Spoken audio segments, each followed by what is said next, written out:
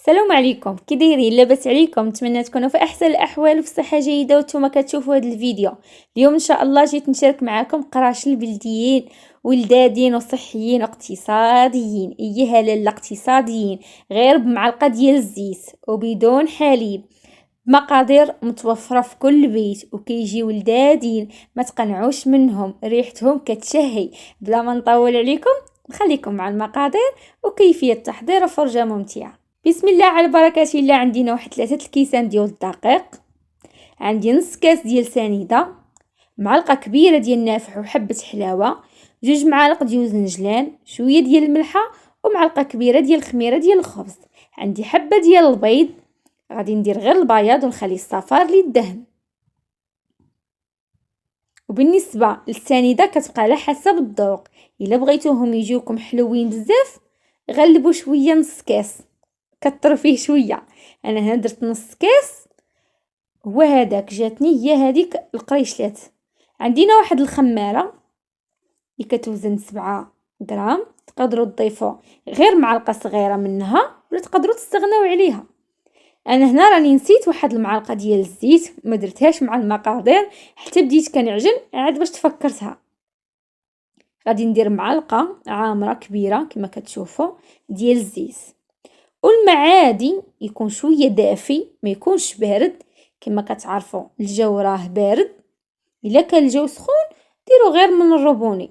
وغادي نجمع العجينه ديالتي كما كتشوفوا، ما كندلكها ما والو، غير حتى كيتجانسوا ليا جميع المكونات وتكون العجينه مرخوفه، ما تكونش قاصحه وما تكونش تاني جاريه بزاف، ما تحكموش فيها. القراشل راكم عارفين كيبغيو يكون العجين ديالهم يكون مرخوف. عندي هنا واحد المعلقه معامراش مزيان ديال الزبده، اللي ما عندوش ولا ما بغيتوش ديروها عوضوها بالزيت، ديروا 2 معالق ديال الزيت. كنحاول ندخل ديك المعلقه ديال الزبده في العجين ديالي، راني ما كندلكها ما والو، غير كنبقى هكا نجمع فيها بيديا حتى كينجانسوا ليا جميع المكونات. كما كتشوفوا العجينه راها مرخوفه وما مرخوفاش بزاف. كما كتشوفوا كندهنها بواحد شويه ديال الزيت ونخليها حتى كتخمر ويتضاعف الحجم ديالها، ونتلاقاو ان شاء الله.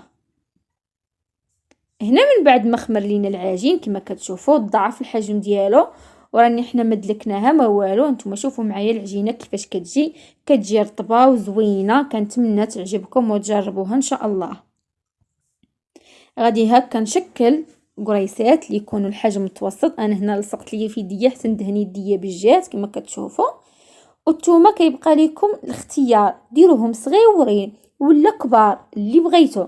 انا هنا غادي ندير 4 القرص كبار، وداك الشيء الباقي غادي نديرهم قريصات صغيورين. انا هنا مع ما عنديش طاوات بزاف، داكشي علاش غادي ندير 4 كبار، غادي ندير دوك القريصات الاخرين صغار. وغادي نستمر بنفس الطريقه حتى كنشكل العجين ديالي كامل. الطاوه راني دهنتها بالزيت، الا ما بغيتوش دهنوها بالزيت فرشوا ليها الورق ديال الطبخ. هنا من بعد ما كملت نتوما شوفوا معايا تبارك الله الكميه اللي عطاتني، وهي اللي انا راني كبرتهم شويه والاخرين راهم درتهم كبارين. الا بغيتو تصغروهم راه غيلوحوا لكم كميه كثيره. غادي نبسطهم هكا واحد شويه كما كتشوفوا باش ما يجيونيش مقوبين وفيهم البابه كثيره. نبسطهم غير واحد شويه، والكبار حتى هما نبسطهم ونخليهم حتى كيخمروا ويضاعف الحجم ديالهم. انا هنا مع عندي الدار بارده والجو شويه بارد، غادي ندير الفران نسخنه واحد شويه ونطفيه وندخل ليه الطاوات ديالي حتى كيخمروا ويضاعف الحجم ديالهم، ونتلاقاو ان شاء الله. هنا من بعد ما خمروا نتوما شوفوا معايا وضاعف الحجم ديالهم مزيان. انا هنا راه ما عنديش طاوات بزاف، داكشي علاش طيقتهم وجاوني متلاصقين. حاولوا نتوما تخليوا واحد المسافه بيناتهم باش ما يتلاصقوش لكم من القرص. كما كتشوفوا عندي هنا داك الصفار ديال البيض اللي خلينا، درت معاه واحد شويه ديال الخل باش يحيد لينا الزفوره. الا ما بغيتوش ديروا الخل خلطوا مع واحد شويه ديال الحليب باش يكفاكم الدهن ديال هذا البريوش ديالكم كامل او القرص. غادي ندهن كما كتشوفوا القريسات ديالي او القراشل. غادي نستمر بنفس الطريقه حتى كندهنهم كاملين. والفران راني درتو يسخن مزيان، ضروري الفران يكون سخون. هنا من بعد ما دهنتهم كما كتشوفوا عندي هنا زنجلان او السمسم، وغادي ندردر هكا من الفوق غادي نستعمل حتى كندردر على هاد الكريسات ديالي كاملين كما كتشوفوا. والفران راني درتو يسخن مزيان، ضروري الفران يكون سخون. غادي ندخل هاد المقله للفران حتى الفران عندي صغير حتى كنطيب هادي. عاد واش غادي ندير الطاوه الثانيه وبنفس الطريقه غادي ندهنها حتى هي بالصفار ديال البيض وندردر عليها جنجلان.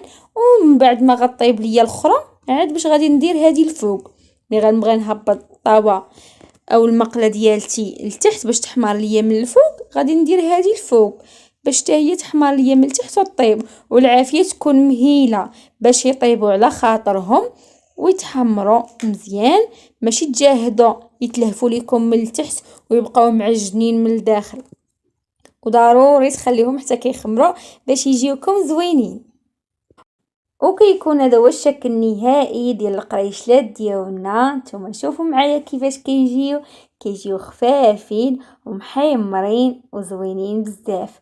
ريحتهم كتشهي، ريحه الزراري وجنجلان واعره. كنتمنى يعجبوكم وتجربوهم، راه كيجيو ما نعاودش ليكم فنين. راني عييت ما نشكر، ولكن حتى تجربوهم عاد باش غتقولوا والله لا عندها الحق. وخا تشكر يستاهلوا راهم تيجيو خفافين.